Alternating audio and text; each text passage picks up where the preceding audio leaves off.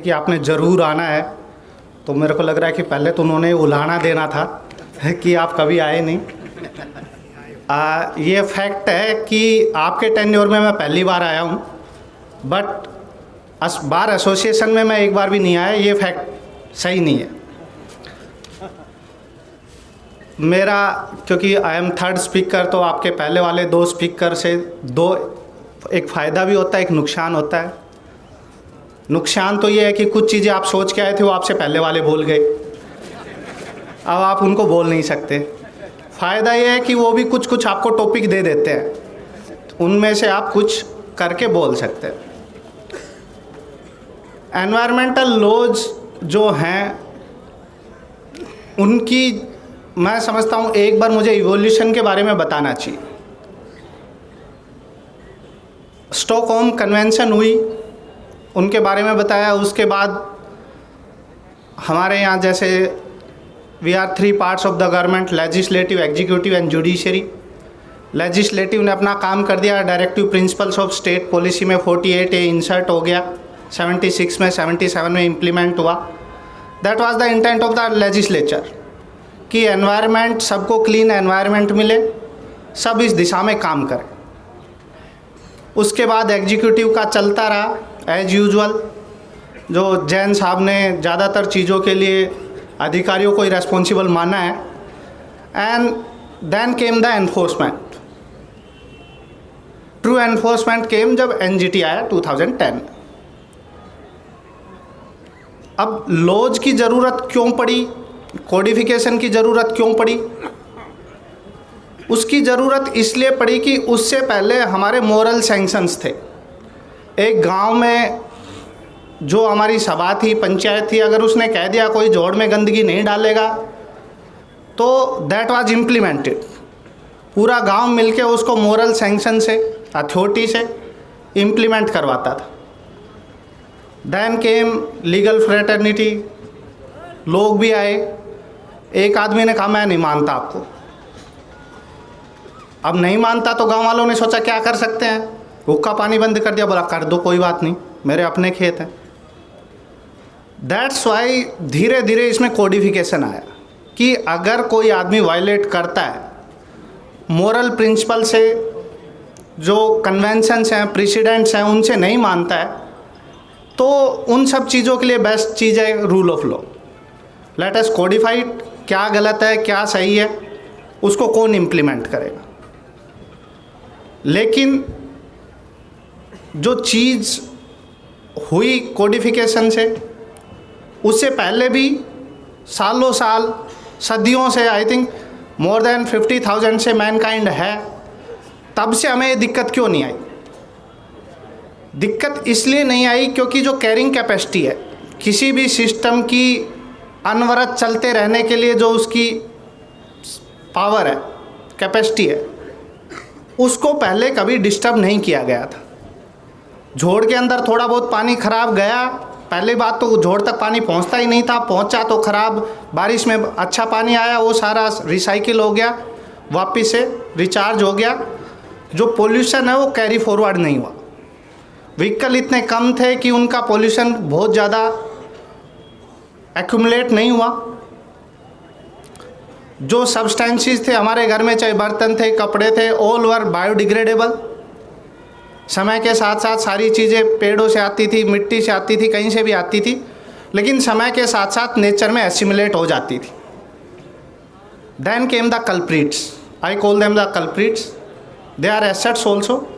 Polythene, polyester, pesticides, ये चीज़ें nature में नहीं बनी थी, इनको मैनकाइंड ने अपने कन्वीनियंस के लिए बनाया।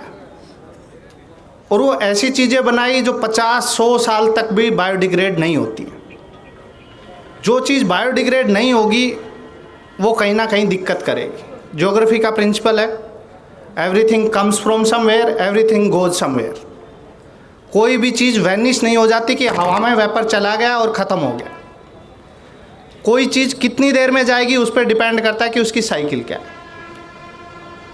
वो उस जनरेशन ने एक्यूमुलेट हुआ, एक्यूमुलेट होते होते अब एक ऐसी स्टेज पे आ गया है, ये जो मैं दोनों जनरेशन के बीच में अपने आप को रख सकता हूँ, एक जो हमसे ऊपर वाले हैं और एक जो कमिंग जनरेशन है।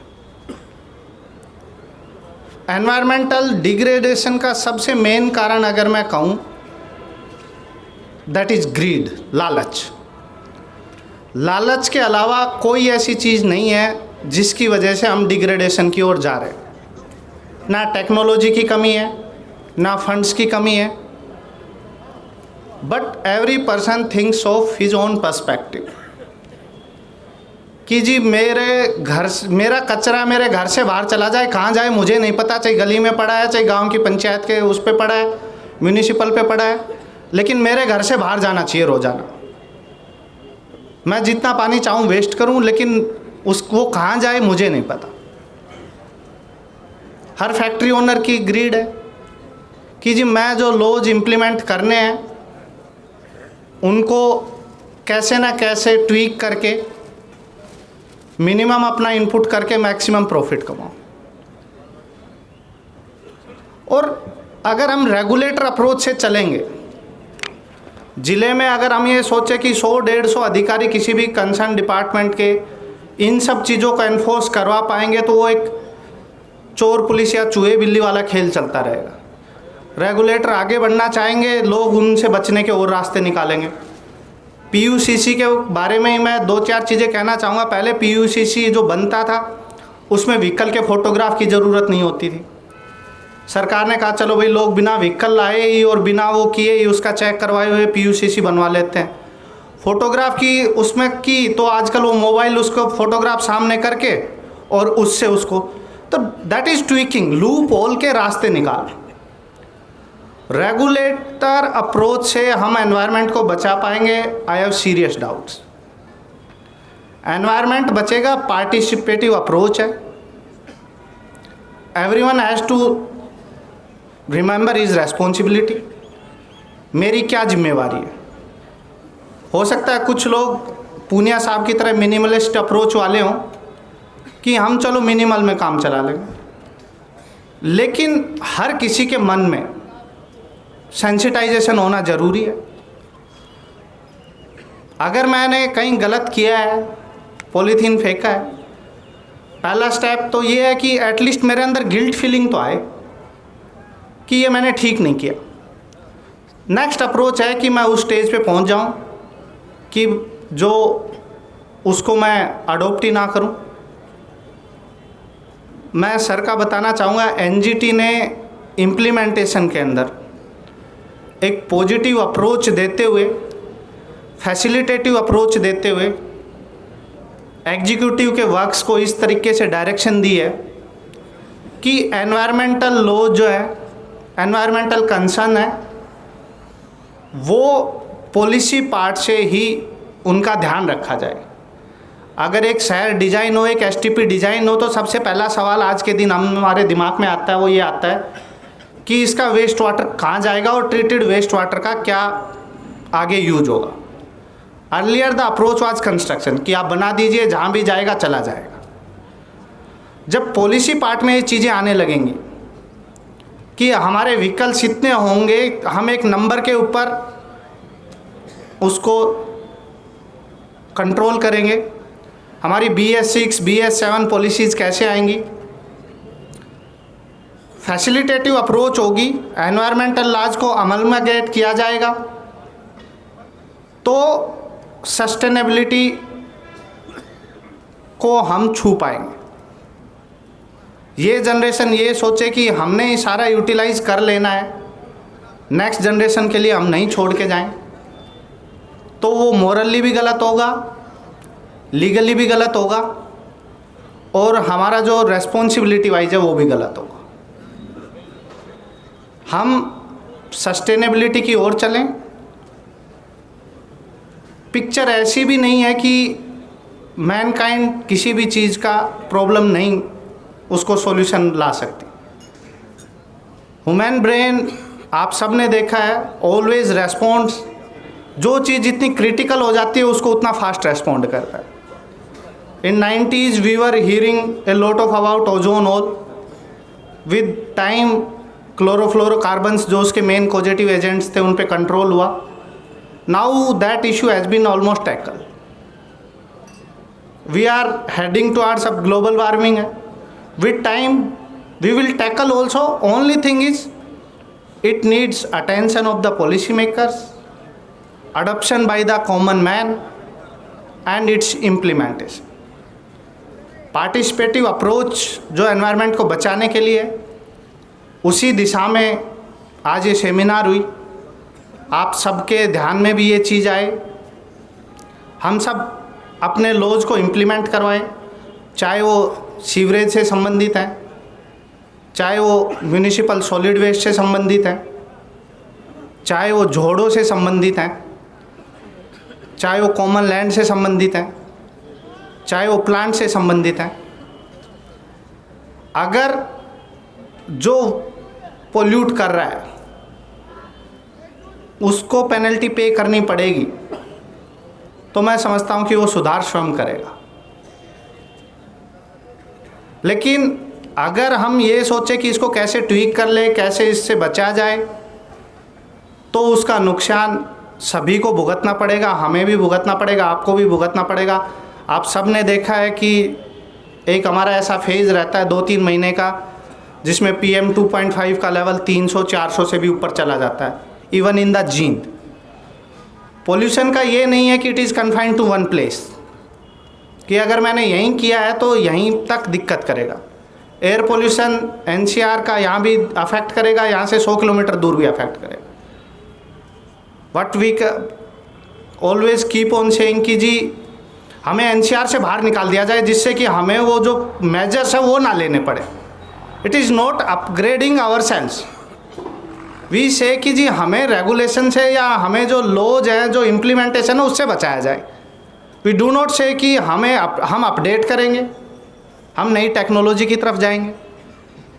उस तरफ मैं सोचता हूँ कि यंगर जनरेशन का रोल बहुत ज़्यादा है. पिछले 25 साल से 20 साल से लगभग एनवायरमेंटल स्टडीज़ हमारे करिकुलम का प्राइमरी में भी एक हिस्सा हो गया है. लेकिन that becomes a part of life. हम उसको अडोप्ट करें. जो गवर्नमेंट के पार्ट पे इम्प्लीमेंटेशन है, I am telling you sincerely कि पिछले 6-7 साल में बहुत पॉजिटिव काम हुआ है. चाहे उसमें जो म्यूनिसिपल सॉलिड वेस्ट, जिन्हें हम टिपिकल लैंग्वेज में कचरे के ढेर कहते हैं, चाहे सीवेज वेस्टेज है, समुंदर के किनारे वाले शहर हैं वहाँ पे जो कोस्टल जोन रेगुलेशंस आए हैं, ग्लेशियर्स के ऊपर जो काम हुआ है, रिवर्स के ऊपर जो काम हुआ है. लेकिन अभी हम उस स्टेज पे पहुँचे हैं कि हमने सोचना शुरू किया है, वो हमारी फ्यूचर पॉलिसीज़ का हिस्सा बने, उनके लिए प्रोविज़न्स हों. उन सब में आप सबका सहयोग अपेक्षित है.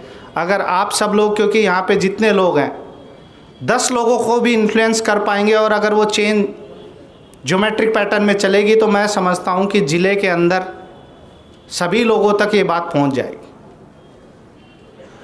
लगभग 25 साल पहले का एक इंसिडेंट है. I was once travelling in a bus. तो एक बुजुर्ग भी बैठे हुए थे, कोई पानी पिलाने जो बोतल वाले हैं वो आए, तो उन्होंने कहा कि भई एक देना मेरे को भी पानी. पानी पी लिया तो उन्होंने कहा कि लाओ बाबा पैसे निकालो. ये बात सरप्राइज़ करा कि पानी बेचने लग गए तो फिर तुम्हारे रिश्ते कैसे होंगे. लेकिन अब आप 25 ईयर्स में देखिए कि कहीं भी कॉमन प्लेसेस पे ऐसे पीने लायक पानी नहीं बचा. मुझे डर है 20-25 साल बाद हम सबको पीछे एक बैग पे सिलेंडर भी लेके चलना पड़ेगा कि भाई अपनी ऑक्सीजन सुबह अपनी भर के चलो घर से, और शाम तक आपकी काम आएगी, घर जाके वापस रिप्लेस करो. क्यों? क्योंकि अगर हम साइलोज में सोचेंगे, मैं अपने घर को AC से कूल कर लूँ. अब आपका AC अगर घर में कूल कर रहा है तो बाहर हीट बढ़ाएगा. अगर हमारा ऑयल कंजम्पशन हो रहा है तो उसका कहीं ना कहीं उसके पीछे पोल्यूशन, एयर पोल्यूशन हो रहा है. तो अगर हम साइलोज में सोचेंगे, अपने अपने लिए सोचेंगे, अपने घर के लिए सोचेंगे, तो सिचुएशन ख़राब होती जाएगी. अभी भी अच्छी बात यह है, बहुत सारे बुजुर्ग, बहुत सारे लोग, यूथ क्लब इस डायरेक्शन में सोचने लगे हैं, पॉजिटिव डायरेक्शन. इस ज़िले में बहुत सारे लोग ऐसे हैं जिन्होंने हज़ारों की तादाद में पौधे लगाए हैं, और लगाए नहीं, बच्चों की तरह पाले हैं. 10, 12, 15 साल के पौधे तक वो अपनी देखभाल करते हैं. मेरे पास बहुत से गांव से यूथ क्लब आती है कि सर आप कहीं से गमले का इंतज़ाम कर दीजिए, हम 100 पौधे लगाएंगे। That is the positive approach. उन लोगों के साथ ज़्यादा से ज़्यादा लोग जुड़ेंगे, उन लोगों के साथ ज़्यादा से ज़्यादा हमारे बच्चे जुड़ेंगे। जैसे कि सर से सुबह डिस्कस हो रहा था, अगर हम गीले और सूखे कचरे को अलग करना शुरू कर दें, म्यूनिसिपैलिटी का 70% काम सोल्व हो जाएगा।